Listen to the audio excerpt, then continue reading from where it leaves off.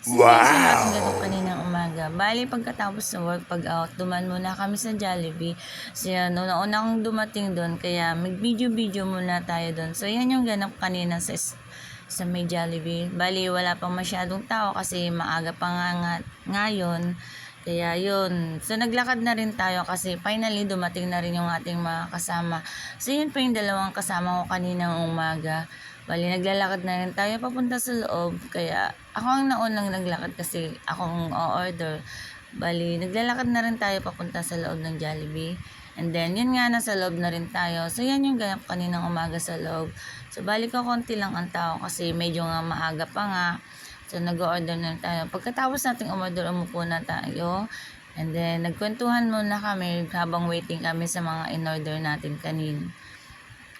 So, yan. After ng ilang minuto, yan, kukunin na natin yung order natin. And then, yan, kumakain na po kami. So, yun po ang ating ganap kaning mga